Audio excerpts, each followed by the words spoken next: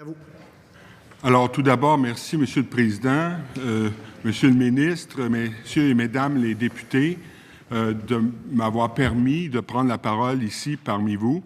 Cet exercice m'apparaît plus qu'essentiel et c'est à l'honneur de l'Assemblée nationale que d'ouvrir ses portes aux citoyens, aux intellectuels, aux groupes qui ont des avis concernant la Charte, le projet de loi 60.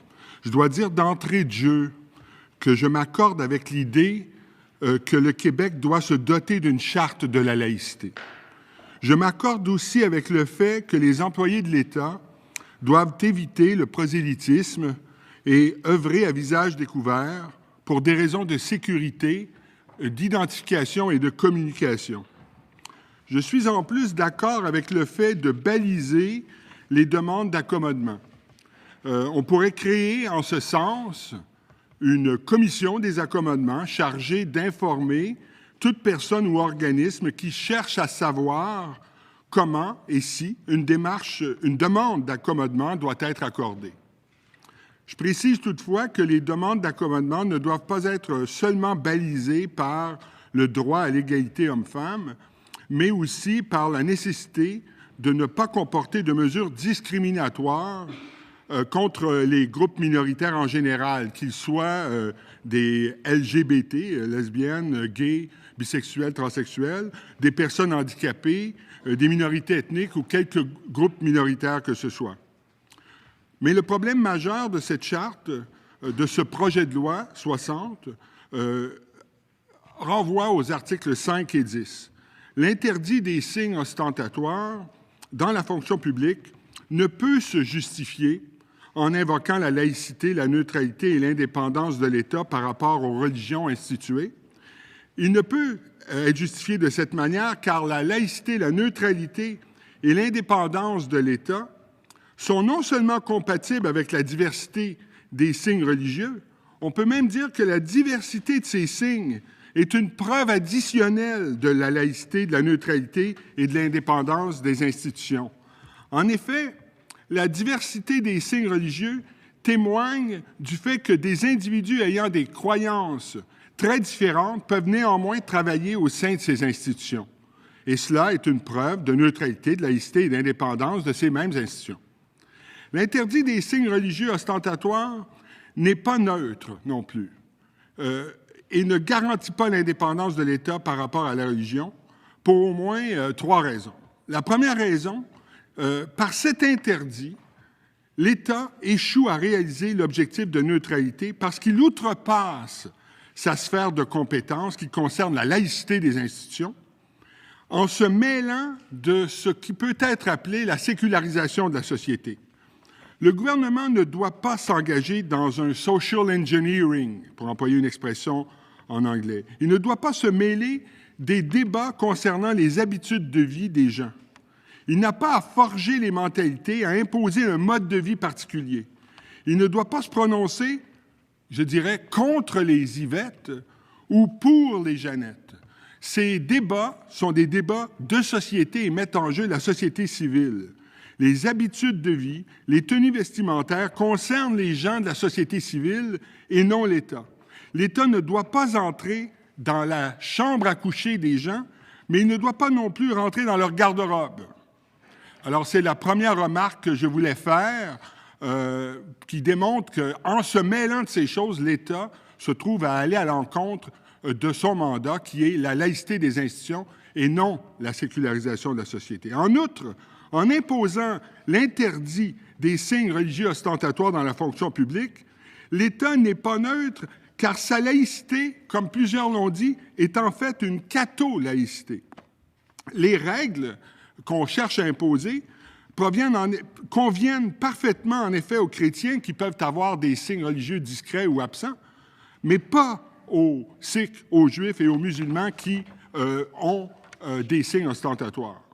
Enfin, l'interdit imposé par l'article 5 ne tient pas compte du fait qu'il y a non seulement une diversité de religions, mais aussi une diversité de rapports à la religion, c'est-à-dire une diversité de façons de vivre l'expérience religieuse. Pour certains, La foi religieuse est essentiellement une affaire qui relève de leur liberté de conscience et qui se vit dans la sphère privée. Mais pour d'autres personnes, l'identité religieuse est intimement liée à une appartenance communautaire et elle se vit en groupe. Pour ceux-là, le port de signes ostentatoires devient un marqueur identitaire important, car en même temps qu'il sert à exprimer la foi religieuse, il indique une appartenance communautaire, l'appartenance à une communauté de religion. Ceux qui vivent l'expérience religieuse dans l'intimité de leur conscience n'ont pas besoin de signes extérieurs pour l'exprimer. Mais ceux qui vivent leur expérience religieuse en communauté ont besoin d'un signe extérieur pour manifester cette appartenance communautaire. La dénonciation française des communautarismes à la base de leur conception de la citoyenneté et de la laïcité est en ce sens une marque d'intolérance à l'égard d'une certaine façon de vivre son rapport à la religion et ne devrait pas nous servir de modèle car elle trahit une incapacité à prendre en compte le mode communautaire du rapport à la religion. Si les chrétiens sont à notre époque surtout, mais pas seulement, individualistes dans leur rapport à la religion, plusieurs musulmans, sikhs et juifs, à l'opposé, sont surtout communautaires, communautariens dans leur façon de vivre la religion. Le respect par l'État de la diversité des religions doit donc être combiné au respect à l'égard de différentes façons de vivre la religion. Et si on respecte l'expérience religieuse de type communautaire, il faut alors respecter la liberté d'expression religieuse, y compris dans la fonction publique. Alors, en conclusion, je demanderais à ce que nous ne fassions pas du corps des femmes un champ de bataille. Ne combattons pas l'imposition du voile par l'interdit du port du voile. Laissons aux femmes le soin de décider. La lutte à l'intégrisme ne repose pas sur le port du voile, car on peut porter le voile sans être intégriste. Et plusieurs intégristes ne portent pas le voile. N'excluons pas ces femmes qui ne demandent qu'à s'intégrer à la société québécoise. On ne leur facilite pas leur intégration en les excluant de la fonction publique. La très vaste majorité des femmes qui portent le voile ne sont pas intégristes. S'acharner contre elles est une erreur qui sème la division et l'exclusion. Et je dirais donc en conclusion qu'à mon avis, le Québec sera inclusif ou ne sera pas. Merci, M. le Président. Merci, M. Seymour, pour votre mémoire. Alors maintenant, nous allons procéder aux échanges. Alors, M. le ministre, la parole est à vous. Merci, M. le Président. Merci, M. Seymour, de votre présentation, de votre mémoire. Vous dites, et je vous cite, « Il se peut que certaines tenues vestimentaires religieuses à visage découvert doivent-elles aussi être interdites. C'est ce qui se produirait si une tenue vestimentaire religieuse avait un sens univoque, ne pouvait être que d'une seule couleur ou était clairement le résultat d'une imposition par des autorités spécifiques. » Fin de citation, c'est à la page 4. Et là, vous donnez l'exemple du tchadar dans votre mémoire.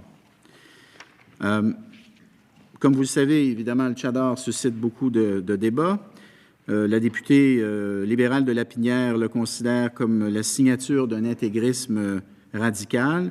Est-ce que vous pourriez nous expliquer en quoi le tchadar est différent des autres types de voiles, selon vous, et pourquoi dites-vous que le tchadar a un sens univoque? Je ne dis pas que le tchadar a un sens univoque. Mais avant de vous répondre plus précisément, je voudrais signaler qu'à mon avis, cette question-là me fait penser un peu à la question posée par les auteurs du manifeste à Hérouville. Sommes-nous pour la lapidation? Eh bien, à Hérouville, il n'y avait pas de musulmanes, il n'y avait pas de lapidation, mais il n'y avait même pas les cailloux pour les lancer. Et donc, on était un peu dans un débat théorique. Et là, je comprends qu'il y a un débat politique qui oppose l'opposition officielle et le gouvernement. Et alors, ça nous traîne, ça nous force, nous, les intellectuels, à nous arrêter sur cette question. Mais on doit s'y arrêter avec peu de données, peu d'informations, peu de compréhension de la signification de cette tenue vestimentaire. Les premières consultations que j'ai faites à ce sujet m'ont amené à me demander si dans ce cas-là, il y avait toujours la même couleur de cette tenue vestimentaire. Est-ce que les personnes qui le portent viennent tous et toutes, plus exactement, de la même région? Et est-ce que dans les pays où on impose cette tenue vestimentaire, on l'impose pour la même raison? Dans ce cas-là, avec peu de réappropriation du signe, une seule signification univoque associée à ce signe, un seul sens à donner, une seule origine, on pourrait alors penser qu'il y a là pas ambiguïté, pas réappropriation de multiples façons, comme cela est totalement évident avec le foulard islamique. Le foulard islamique est porté par des tonnes de gens avec des significations très différentes. Dans le cas du tchadar, je me suis posé la question, et si vous retournez dans mon mémoire, vous voyez que je me demande si il se pourrait que, il se peut que, nous devons considérer la possibilité que, je ne suis pas en train d'affirmer quoi que ce soit concernant du tchadar, je spécule un peu à voix haute pour faire avancer le débat en étant totalement incertain, étant donné le peu d'informations dont on dispose, des conclusions qu'il faut tirer. Alors, je demanderais, premièrement, idéalement, qu'on pose des questions sur d'autres sujets, même si je comprends bien que ça fait l'objet d'un débat politique. Et deuxièmement, je demanderais à ce que le gouvernement s'arrange pour nous fournir de l'information et pas simplement des indications de son propre avis sur le sujet et de l'avis de l'opposition officielle sur le sujet. Pour moi, il est important d'avoir de l'information pour savoir si un signe a une signification univoque ou pas, s'il a une couleur ou pas, s'il est toujours porté comme, je ne sais pas moi, le Ku Klux Klan, il n'y a pas de l'ambiguïté longtemps avec cette tenue vestimentaire. Elle a une signification univoque. Dans le cas du tchadar, est-ce que c'est vrai qu'elle a une signification univoque? Je ne sais pas si quelqu'un ici est capable de répondre à la question, mais moi, je refuse d'embarquer dans un débat politique, en grande partie théorique, causé par un différend entre deux partis politiques.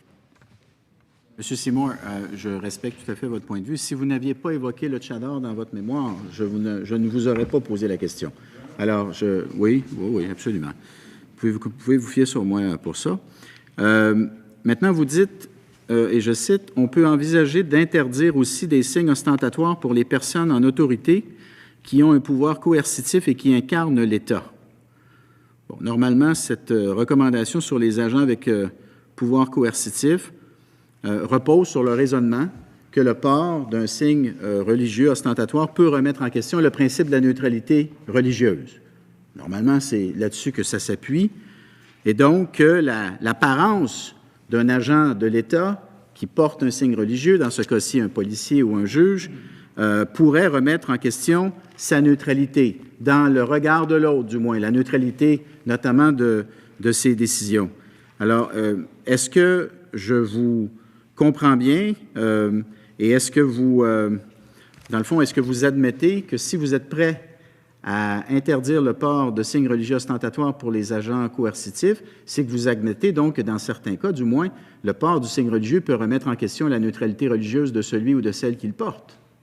C'est surtout, comme je l'explique dans mon mémoire, pour tenir compte du fait que lorsqu'on s'en remet à des autorités ayant un pouvoir coercitif, il faut probablement, dans ce cas-là, une confiance accrue dans les autorités, dans les personnes à qui on s'adresse. C'est pas tellement pour répondre à la perception ennuyée des gens, c'est qu'il faut une confiance accrue dans les autorités et pour que ces personnes puissent disposer d'une confiance accrue et exercer leur pouvoir coercitif pleinement, on peut envisager, ai-je bien dit, cet interdit. Néanmoins, même depuis cette époque, j'ai parlé à des juristes qui me disent, écoutez, là, même pour les juges, ça peut poser un problème assez important.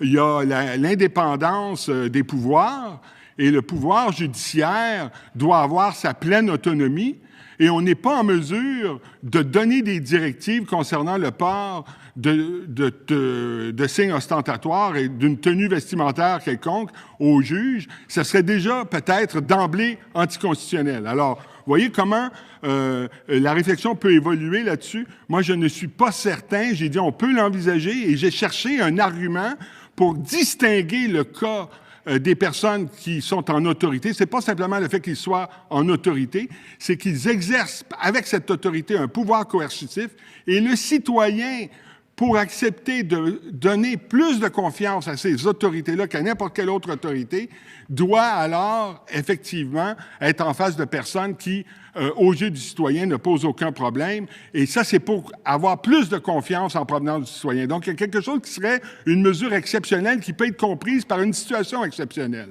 Mais encore là, c'est ma réflexion qui avance dans ce mémoire.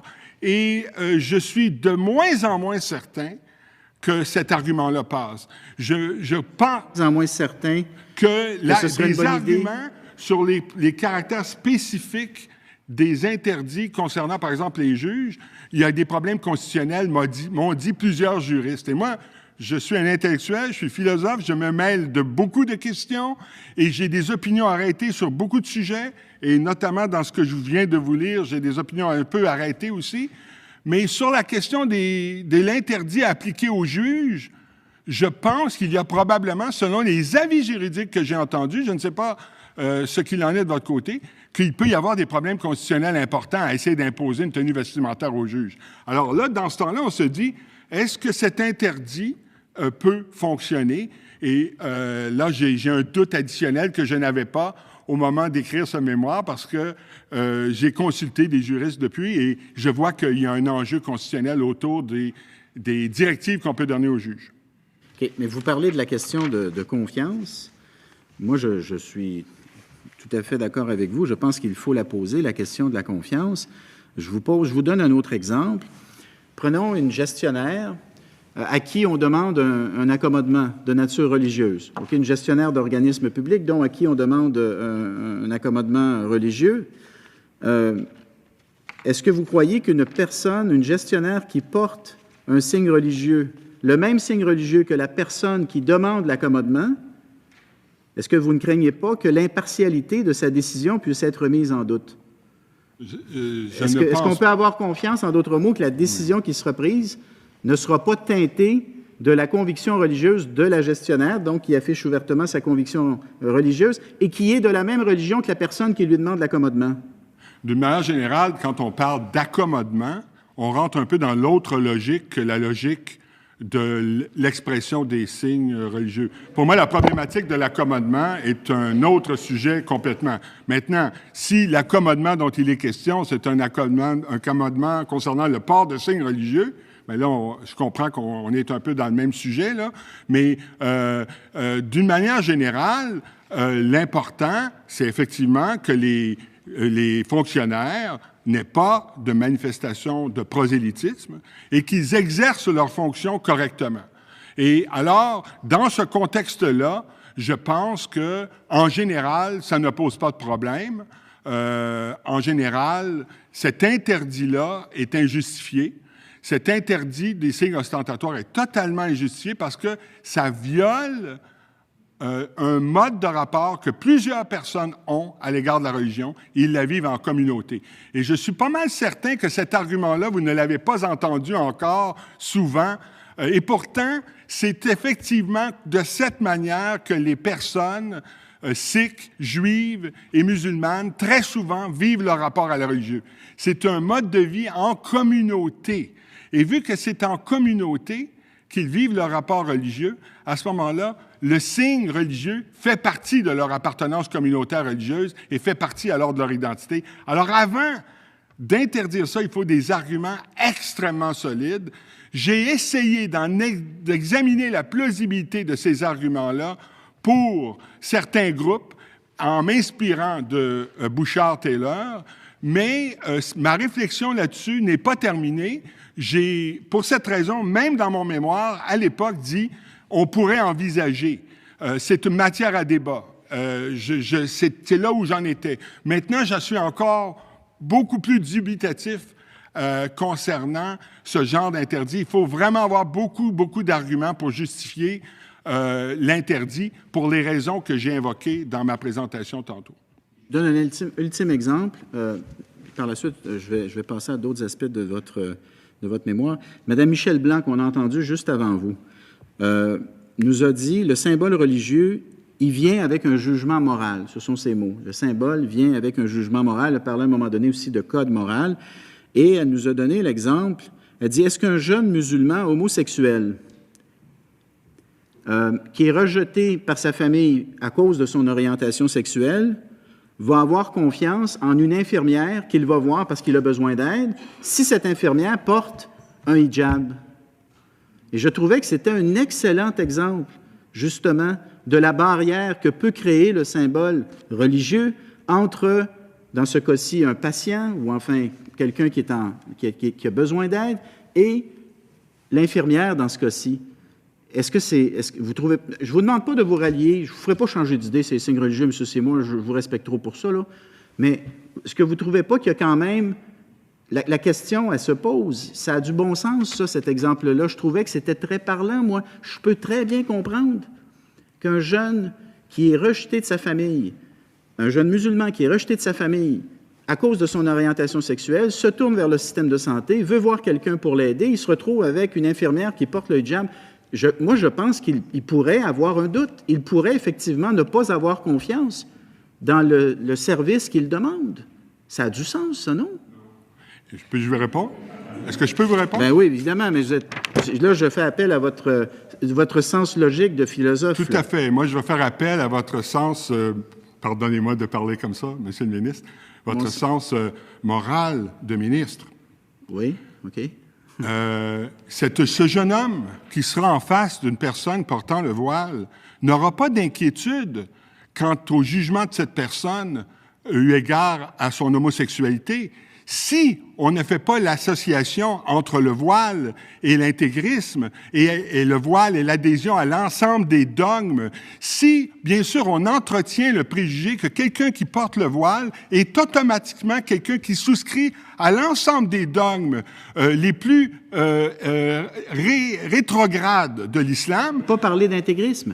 Je n'ai pas parlé d'intégrisme. Amenez pas la réponse sur ce plan-là. Ce que je vous dis, je vous parle d'un doute. C'est vous qui amenez la question de la confiance et je suis d'accord avec vous. La question de la confiance, elle est très importante. À partir du moment où il y a un doute à cause de cette conviction religieuse que l'agent de l'État, que l'infirmière affiche, il nous semble à nous que c'est une bonne raison à ce moment-là, à tout le moins, de poser la question. Nous, on apporte notre réponse. Vous apportez une réponse différente, mais convenez avec moi que la question, elle est très légitime. Le doute ne surgira dans son esprit que si on fait constamment l'association entre le port du voile et l'adhésion à une doctrine qui est contre les homosexuels. Si on dit qu'au contraire, les gens qui portent le voile peuvent exprimer leur foi dans l'islam et vivre leur foi en communauté sans adhérer à ces doctrines, eh bien, le jeune homme en face de quelqu'un qui porte le voile ne tirera pas la conclusion, ne sera pas ennuyé, ne sera pas gêné, ne craindra pas de voir là un jugement homophobe parce qu'il aura été habitué dans une société qui sait faire les nuances entre des gens qui expriment des convictions religieuses et des gens qui endossent la totalité de tout ce qui a été dit au sein de l'islam par des mouvements notamment intégristes. Quand on dit c'est ou bien la charte ou bien l'intégrisme, on favorise l'association entre le port du voile et l'ensemble des dogmes les plus rétrogrades associés à l'islam. Avec des perceptions comme ça, je comprends que le jeune homme aura des doutes, mais il faut lutter contre ces jugements-là parce que c'est des jugements erronés. Il faut respecter la liberté religieuse des gens et respecter leur façon de vivre leurs croyances religieuses sans leur imputer tous les crimes et toutes les idéologies rétrogrades associées à leur religion. Sinon, on ne pourrait pas être chrétien parce qu'on serait tous des complices de l'Inquisition. Alors donc, il faut éviter absolument de confondre la foi religieuse avec des variantes exagérées. Et si on éduque la population en ce sens, au lieu de faire les amalgames, je n'ai aucune crainte. Ce jeune homme homosexuel, face à une femme qui porte le voile, ne tirera pas des conclusions et n'aura pas les inquiétudes. Merci, Monsieur le ministre. Oui, Monsieur Seymour, si je vous ai bien entendu, vous avez dit ou bien la charte ou bien l'intégrisme, c'est ça? Si on entretient cette opposition-là. Oui. Bien, j'espère que vous ne me l'attribuez pas, là, parce que ce n'est pas ce que j'ai dit. Ce que j'ai dit, c'est que si un parti, comme le Parti libéral, souhaite faire de l'intégrisme sa priorité, il devrait appuyer la Charte. C'est ça que j'ai dit. Je veux juste faire une petite parenthèse, là. Je ne voudrais surtout pas qu'on entretienne un malentendu sur cette question-là. Par ailleurs, dans votre mémoire, toujours, vous dites « Le rapport à la religion est une affaire d'appartenance communautaire. C'est la raison pour laquelle les signes sont requis. Ils marquent aux autres leur lien à une seule et même communauté d'appartenance. » Moi, je pense qu'on est au cœur de l'affaire, là, ici, parce que la question qui se pose, justement, c'est à partir du moment où la personne affiche par son signe son appartenance communautaire, est-ce qu'il n'y a pas un risque, un danger, lorsqu'elle travaille pour l'État, que son appartenance communautaire ait préséance sur son appartenance citoyenne? Et donc, que les décisions qu'elle prenne soient guidées davantage par son appartenance communautaire marquée par le port de son signe que par son service public.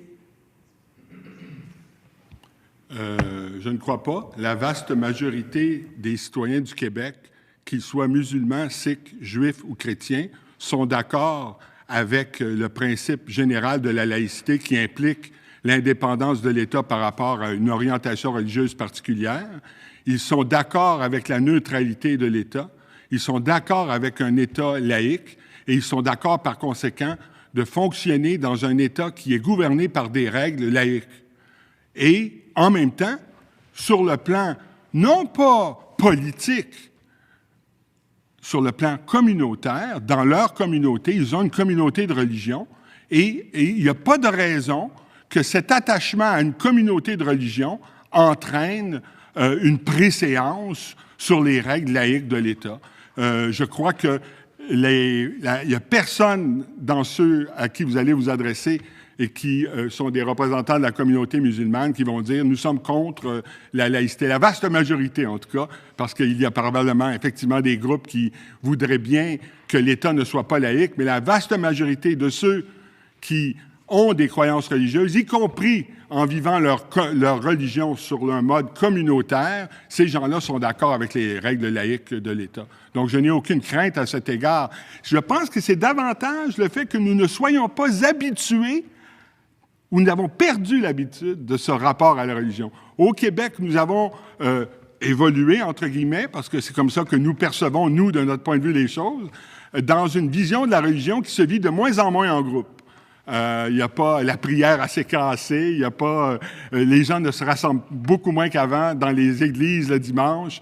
Les jours fériés sont de plus en plus des jours de congé. Il n'y a pas une vie communautaire de la religion chrétienne. De plus en plus, la majorité des chrétiens vivent leur religion dans le privé, dans leur conscience, seuls avec eux-mêmes. Et alors le symbole Monsieur Seymour, je vais être obligé de vous arrêter parce qu'on va passer du côté du parti de l'opposition officielle. Alors, je cède la parole là, au député de Lafontaine. Merci beaucoup, Monsieur le Président. Merci beaucoup, Monsieur Seymour, d'avoir pris le temps de rédiger le mémoire et de prendre le temps aujourd'hui de répondre à nos questions. C'est très, très apprécié.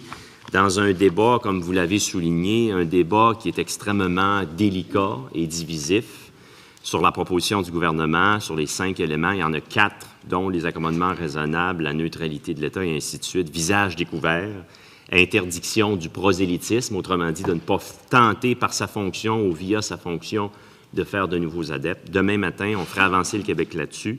On a bien ciblé que le débat et les 270 heures qui sont devant nous seront sur cette interdiction qui divise comme jamais le Québec. Vous avez soulevé un point avec le ministre par rapport aux raccourcis intellectuels que certains emploient. Et je fais entre autres référence à l'article, vous avez peut-être lu, de Gérard Bouchard de vendredi dernier.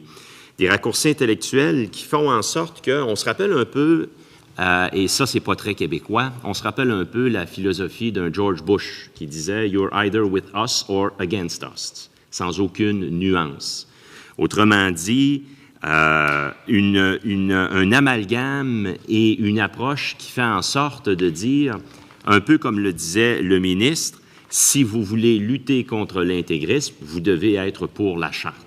Un raccourci intellectuel qui fait en sorte de laisser de côté énormément de nuances, mais également d'imposer un code vestimentaire. Et j'aimerais vous entendre là-dessus, M. Seymour, poser la question au niveau de l'importance pour une personne qu'elle peut avoir, de sa conviction religieuse, que les convictions religieuses peuvent avoir pour une personne quant à son identité. Et lorsque l'on croit aux libertés individuelles comme nous le croyons, on ne peut pas commencer à mettre de côté des aspects identitaires d'une identité qui, par ailleurs, n'est pas de facto automatiquement nocive à un rapport social qui est sain, constructif et duquel on peut évidemment sortir le mieux de chaque individu.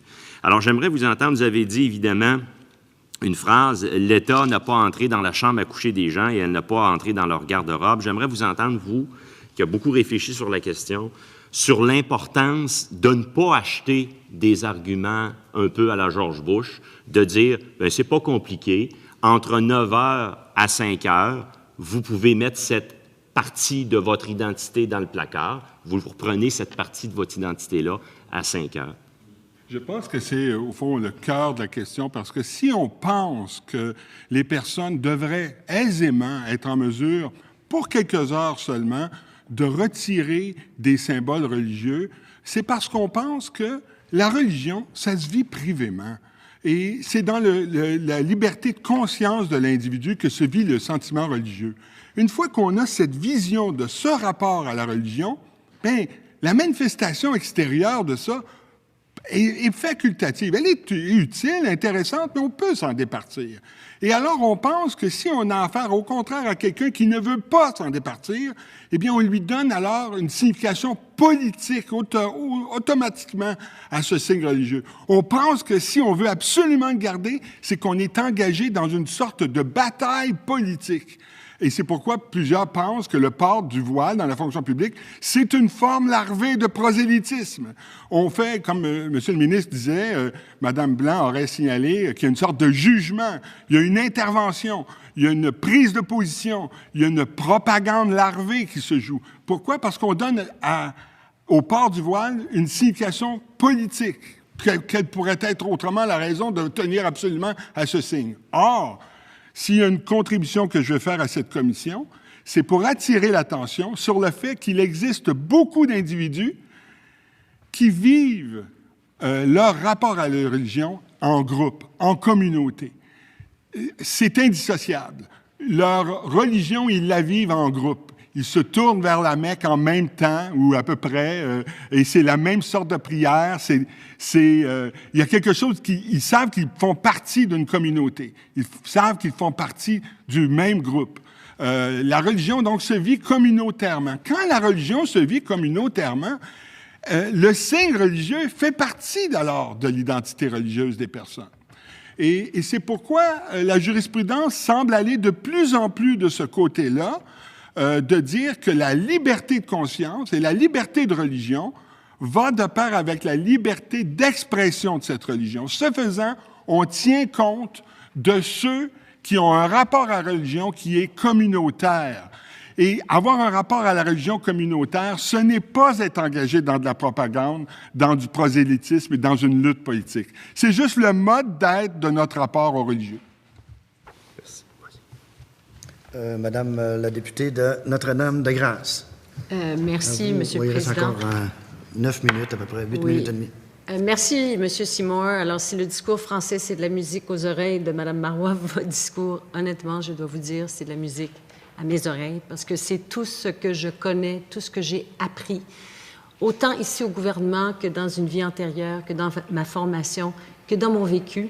Alors, j'aimerais vous demander de revenir sur certains éléments où il y a beaucoup de confusion dans ce qu'on entend, et vous êtes un spécialiste, alors ce serait intéressant de vous entendre à la page 8, lorsque vous dites « en droit québécois », hein, donc vous le mettez vraiment ancré dans le droit québécois. La liberté de religion va de pair avec la liberté d'expression de sa foi religieuse, d'où la reconnaissance du signe religieux comme symbole ayant une portée identitaire. Et vous dites, en conclusion, il n'existe pas de droit de ne pas être exposé au particularisme identitaire des autres. On l'a entendu beaucoup, surtout des individus, jamais les organismes, les groupes, les constitutionnalistes, mais certains individus. Donc, j'aimerais vous entendre sur cet aspect très juridique. Alors, ce n'est pas à une juriste que je pourrais apprendre grand-chose. Et si j'ai une expertise, ce n'est pas une expertise juridique me permettant de vous démontrer quoi que ce soit. Vous pourriez, au contraire, me démontrer beaucoup plus, étant donné votre propre expertise. Mais je voulais attirer l'attention sur le fait qu'il y a un danger de vouloir traduire en termes juridiques lorsqu'on affirme le droit de ne pas être exposé à. De traduire en termes juridiques ce qui, même si c'est involontaire, est une sorte d'intolérance. Parce que quand on est sensible à ce que j'ai dit depuis tantôt, qu'il y a un mode de rapport à la religion qui est communautaire, et alors le signe religieux fait partie de l'identité religieuse, quand on est sensible à ce fait-là, eh bien, le respect de l'identité de ces gens-là commande de ne pas vouloir ériger son intolérance à l'égard de ce symbole en droit, en principe juridique. Et là, je fais très attention parce que je suis en même temps tout à fait sensible au fait qu'il existe dans notre société des femmes qui ont lutté pendant des décennies pour la liberté des femmes et qui voient, à tort ou à raison, et parfois, surtout à l'étranger, avec raison, une association entre certains symboles de ce genre et une sorte de mouvement politique qui vise à introduire des rapports profondément inégalitaires entre les hommes et les femmes. Alors, je suis très sensible à ces femmes qui ont beaucoup de difficultés à vivre ce rapport au signe. Mais ici, je dirais, effectivement, comme vous le soulignez, il y a un droit à la liberté de religion, et au Québec et au Canada, ce qui semble être en train de se construire comme jurisprudence, d'après les informations que j'ai.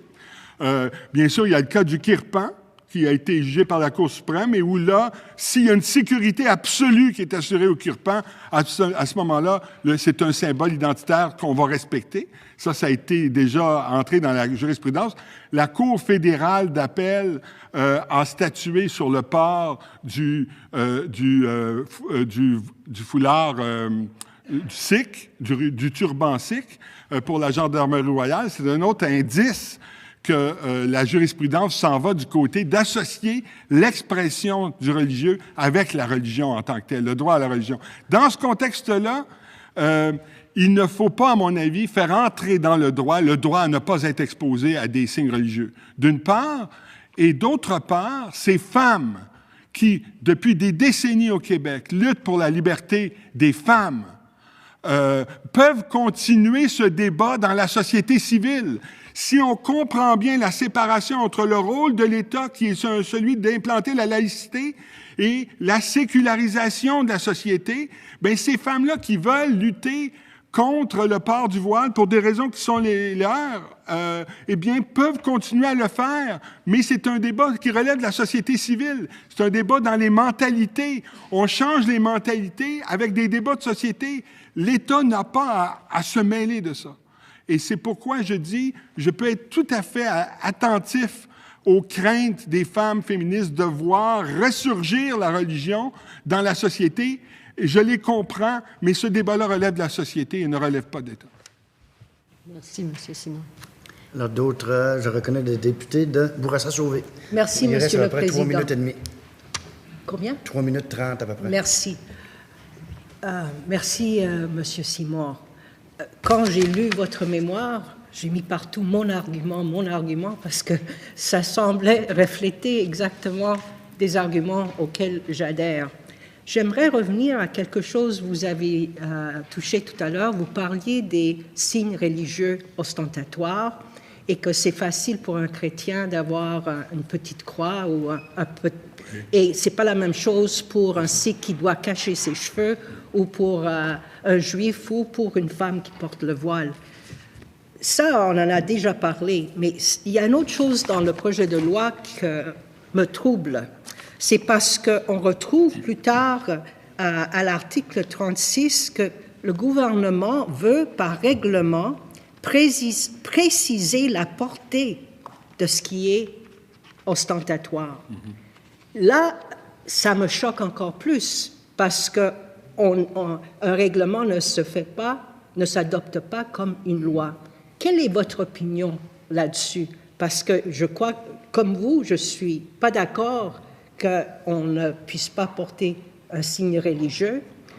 Et alors quand, en plus, on dit qu'un gouvernement peut établir qu'est-ce qui est ostentatoire par règlement, je suis encore plus préoccupée. Oui. Il y a plusieurs aspects à cette question, mais l'un d'entre eux m'apparaît pratico-pratique. On sait dans quelles difficultés on s'est engagé lorsqu'il y a été question de la prédominance du français dans les signes. Et là, on vit avec ça, et il est vrai que là-dessus, ça a marché. On ne s'est pas mis à mesurer la grosseur des signes linguistiques. Mais je ne voudrais pas qu'on se retrouve en train de mesurer l'importance des signes ostentatoires. Ça finit par être quelque peu dérisoire, surtout là qu'on touche à l'identité des gens. Alors, toute cette entreprise m'apparaît vouée à l'échec. Elle m'apparaît confrontée à des problèmes juridiques insurmontables. J'étais convaincu, pour ma part, que les avis de la Ligue des droits et libertés, les avis de la Commission des droits de la personne, les avis d'Amnesty International, les avis de très nombreux juristes, et ils vont venir défiler ici, là, en très grand nombre, là, la très vaste majorité des juristes vont nous dire que c'est, du point de vue constitutionnel, extrêmement problématique de s'engager là-dedans. Alors, a fortiori, déterminer ce qui est ostentatoire et ce qui ne l'est pas va s'avérer une entreprise plus que périlleuse. À mon sens, il faut faire marche arrière dans ces mesures-là. Il faut renoncer à cet aspect-là du projet de loi. Je l'ai dit, je suis pour une charte de la laïcité. Et il y a des raisons profondes pour considérer que c'est important, une charte de la laïcité. Je ne peux pas les évoquer toutes ici, mais je suis profondément convaincu qu'on a besoin d'une charte de la laïcité. Mais cet aspect-là c'est un dérapage qui, finalement, finit par avoir une portée historique. Alors, merci, M. Seymour. Nous allons devoir passer à le deuxième groupe d'opposition, Madame la députée de Montarville. Merci, M. le Président. La parole est à vous. Merci. Bonjour, M. Seymour. Merci pour votre mémoire. C'est terriblement intéressant. Vous écoutez. D'ailleurs, j'ai un collègue qui vient de m'écrire me disant que nous sommes chanceux de vous avoir ici et que vous avez comme enseignant, professeur et que c'est un privilège. J'aurais aimé vous avoir comme prof. C'est vraiment intéressant.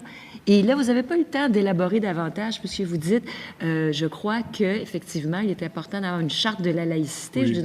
J'aimerais que vous élaborez là-dessus. Pourquoi est-il important d'avoir une charte de la laïcité? Écoutez, j'espérerais qu'effectivement, ici, c'est un lieu où on peut faire quelques nuances. Et je sais aussi que plusieurs personnes qui sont contre cet aspect du projet de loi, en même temps, considèrent qu'il n'y a pas de pertinence à avoir une charte de la laïcité.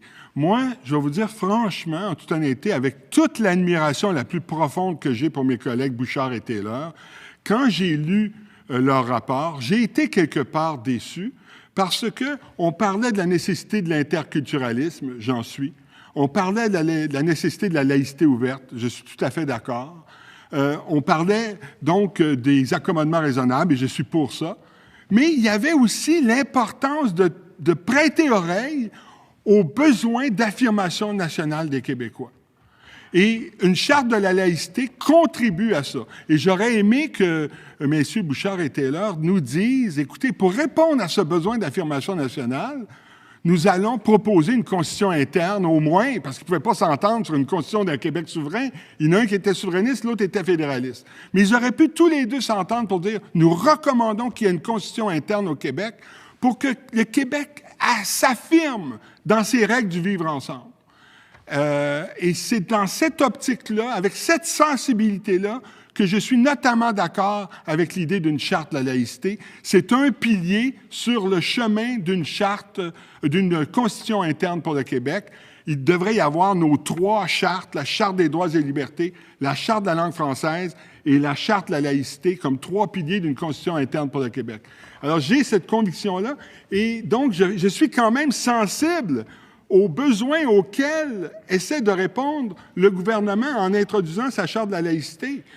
Mais je ne vais pas cacher que j'aime mieux la version avancée par Québec solidaire dans ce débat, qui, justement, tient compte de ce besoin, est à l'écoute du besoin des Québécois de s'affirmer comme peuple et de formuler les règles du vivre ensemble, mais de le faire sans nécessairement empiéter sur les libertés individuelles fondamentales des personnes. Et c'est dans cet esprit-là que je veux montrer ma sensibilité à l'égard de l'autre façon de voir aussi, et pas simplement être dans le dénigrement de quelque chose qui est inacceptable. Pour moi, la charte du Parti québécois, le projet de charte, c'est malheureusement, à cause de ce que nous discutons aujourd'hui, le port des signes ostentatoires, une mauvaise réponse à une bonne question. C'est intéressant, vous écoutez, vous mettez le doigt sur quelque chose de particulier aussi. Autant d'individus viendront nous livrer leurs opinions, leurs études, et autant d'opinions vraies, sensées, logiques. Mais comment tracer la ligne? Comment en arriver à cette charte de la laïcité qui soit la plus rassembleuse possible? Monsieur. Ouais. Encore une fois, j'ai déjà, il y a quelques secondes à peine, exprimé mon adhésion avec la position défendue par Québec solidaire. J'ai lu leur proposition leur projet de loi, j'ai lu quelle sorte de charte ils proposent. Ça m'apparaît tenir compte des sensibilités de chaque côté de cette Assemblée. Alors, merci, M. Seymour. Malheureusement, je dois passer du côté du député de Blainville. Alors, M. le député. Merci, M. le Président. M. Seymour, un plaisir de vous accueillir. J'ai lu votre mémoire avec grand intérêt, surtout cette explication d'une religion qu'on considère de pratique privée, et une explication différente de celle que j'ai eue hier. Puis je ne dis pas que celle d'hier n'est pas valable, mais quand on parle, par exemple, à une musulmane qui nous explique pourquoi elle va porter son voile, je lui ai posé la question, c'était vraiment un rapport intrinsèque entre elle et sa religion, et vous apportez un angle différent, peut-être en partant, il y a cette appartenance à la communauté, il y a cette identité qu'on vit différemment, nous, en tout cas, peut-être une majorité, en tout cas, du moins un très grand nombre de Québécois depuis ce temps-là. Et c'est un peu, je veux me faire un peu la voix de ces Québécoises et Québécois, j'entends beaucoup de commentaires, ça ne reflète pas nécessairement mon opinion, mais j'aimerais vous entendre là-dessus. J'entends souvent que les communautés, justement, religieuses ont disparu du Québec graduellement, que leurs tenues vestimentaires ont été également abandonnées, que les signes religieux dans nos écoles sont aussi abandonnés, qu'on a déconfessionnalisé nos écoles, pour en fait en arriver à un très grand nombre de Québécois, je n'ose pas dire majorité, je n'ai pas de chiffre, mais qu'un très grand nombre de Québécois pensent que la religion, justement, ça fait des liens avec ce que vous dites, est devenue une affaire personnelle. Hein, et que ce très grand nombre de Québécois-là vit ici et se demande pourquoi, peut-être à la lueur de ce que vous dites, on devrait revenir ou du moins accepter une plus grande manifestation d'une religion dite communautaire ou d'une pratique de religion communautaire. Alors, c'est un peu mon premier volet. J'aimerais vous entendre là-dessus. Pourquoi est-ce qu'on devrait le faire? Alors que peut-être un grand nombre dit non, c'est personnel. Puis est-ce qu'on devrait, parce que je me demandais l'occasion, vous avez bien expliqué votre opinion sur le tchadar, vous posez un doute, est-ce qu'on devrait, à ce moment-là, plutôt cibler spécifiquement des signes ostentatoires? Alors voilà les deux aspects de ma question. Je pense que justement, ce témoignage me paraît extrêmement intéressant parce que nous avons effectivement quitté progressivement au Québec un rapport communautaire à la religion. Oui. Je me rappelle, dans mon jeune temps, il y avait même la nécrologie à CKAC, avec quelqu'un qui avait une voix nasillarde particulièrement pénible. Et on rentrait de l'école de bonne humeur, puis une demi-heure après avoir entendu ça, on ne savait pas pourquoi, mais on était de mauvaise humeur.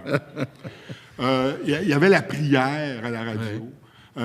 Les gens allaient à la messe. Les jours fériés étaient des jours religieux. Notre religion était tricotée serrée. Nous ne sommes plus dans ça. Et il faut respecter totalement ceux qui choisissent de vivre leur athéisme, leur agnosticisme, ou alors leur rapport à la religion dans le caractère privé de leur conscience. Et c'est parfaitement respectable. Mais notre trajectoire historique n'est pas si lointaine. Nous avons été communautaires jusqu'à récemment dans nos écoles et nos commissions scolaires. Pouvons-nous respecter que des minorités vivent pas au même rythme que nous là-dessus? Et qu'il faille alors non seulement respecter les différentes religions, mais les différents rapports à la religion. Et je suis très heureux de vos questions parce qu'elles me permettent de marteler ce point-là. Si j'ai quelque chose à dire d'original, je pense que c'est cette saisie-là qui explique pourquoi le signe religieux fait partie de leur identité. C'est pas parce qu'ils sont politiquement engagés dans un militantisme pour nous convaincre d'adhérer à leur religion. C'est-à-dire que les Québécois se sentent en péril face à ce mouvement communautaire ou ont peur peut-être intérieurement de retourner ou de mauvais souvenirs. Je ne sais pas comment vous expliquer d'abord qu'on soit peut-être... On veuille ici être si intolérant, comme vous le dites. C'est ça. Malheureusement, Monsieur le député, il n'y aura pas de réponse parce que je dois aller du côté de la députée de Gouin, mais c'est très intéressant. Peut-être la question sera reprise par Madame la députée de Gouin. Merci, Monsieur le Président. Monsieur Seymour, bonjour.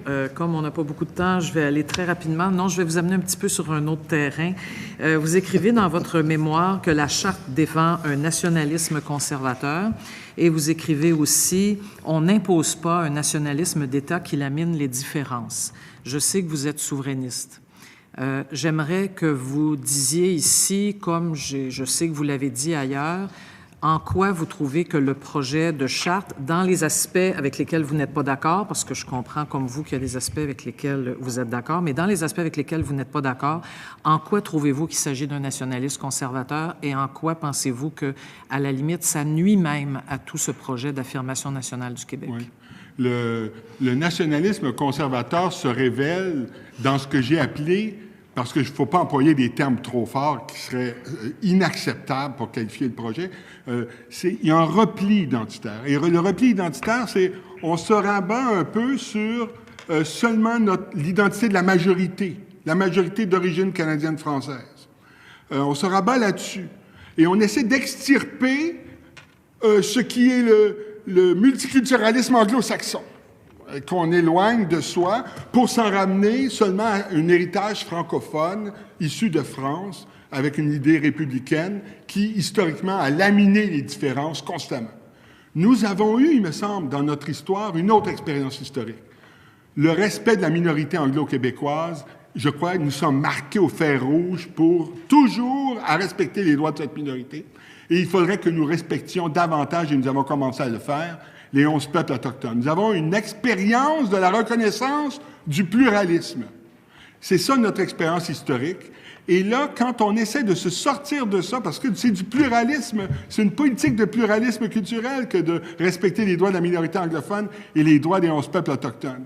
Alors, sur la même voie, il faut rester pluraliste. Et quand on essaie de rejeter tout au nom d'une sorte de terme devenu complètement péjoratif, multiculturalisme anglo-saxon au profit de l'approche francophone, française, eh bien là, on se retire dans la majorité canadienne-française aux dépens des minorités. Et c'est un repli identitaire. Les régions contre Montréal, la population avec un discours parfois populiste contre les intellectuels, l'origine française contre le multiculturalisme anglo-saxon. Ce sont les manifestations d'un repli identitaire et c'est ça qui donne la substance de ce qui m'apparaît être un nationalisme conservateur.